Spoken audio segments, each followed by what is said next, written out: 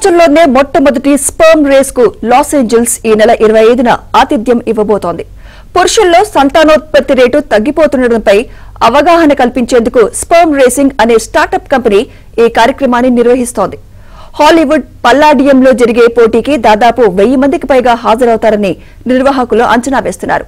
ఈ కార్యక్రమంలో వీర్యం నమూనాలు, స్త్రీల పునరుత్పత్తి వ్యవస్థ మాదిరిగా తయారు చేసిన మైక్రోస్కోపిక్ రేస్ ట్రాక్ పై రెజల్యూషన్ ఇమేజింగ్ ద్వారా ప్రత్యక్షంగా పోటీని నిర్వహించనున్నారు.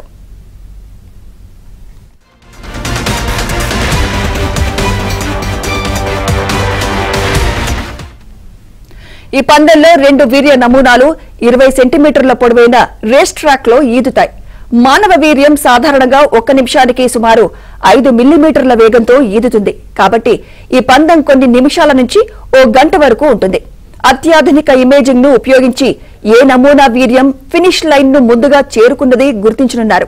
గడిచిన 50 ఏళ్లలో గ్లోబల్ స్పర్మ్ కౌంట్స్ 50% పైగా క్షీణించినట్లు స్పర్మ్ రేసింగ్ నిర్వాహకులు తెలిపారు.